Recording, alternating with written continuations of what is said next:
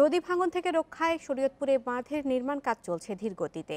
গত এক মাসে নির্মাণ কাজের অগ্রগতি হয়েছে মাত্র ৩%। বর্ষার আগে কাজ শেষ না হলে নড়িয়া পৌর শহর পদ্মায় তলিয়ে যাওয়ার আশঙ্কা করছেন স্থানীয়রা। কাজের গতি ফিরিয়ে আনতে বেশ কিছু উদ্যোগের কথা জানিয়েছে পানি উন্নয়ন বোর্ড।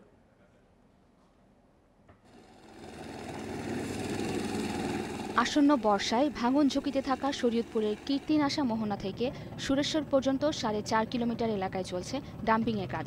পানি উন্নয়ন বোর্ডের হিসেবে বর্ষার আগে এসব এলাকায় ফেলতে হবে অন্তত 20 লাখ বালুভর্তি জিও ব্যাগ। তবে 12 ডিসেম্বর শুরু হলেও এই প্রকল্পের আওতায় এখন পর্যন্ত ফেলা হয়েছে মাত্র 23,000 ব্যাগ। কাজের এমন ধীর গতিতে ক্ষুব্ধ পদ্মাপাড়ের মানুষ। এই যে ফালায় রাখছে, এটা 8 দিন ধরে ফালায় রাখছে, কোনো একজন লোক নাই, লেবার নাই, এরা কি করবে? এই যে 15 দিন ফালায় রাখছিল কেন?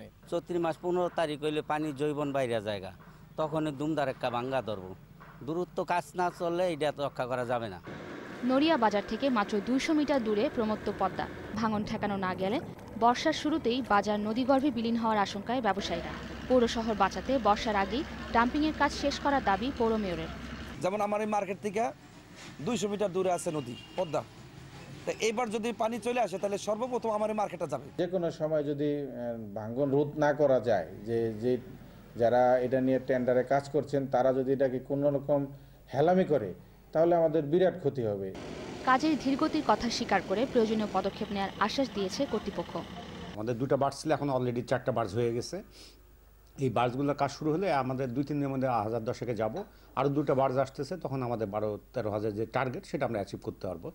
1077 কোটি টাকার এই প্রকল্পের আওতায় 8.9 কিলোমিটার বাঁধ ও 9.75 কিলোমিটার ড্রেজিংয়ের কাজ করছে বাংলাদেশ নৌবাহিনীর খুলনা শিপইয়ার্ড।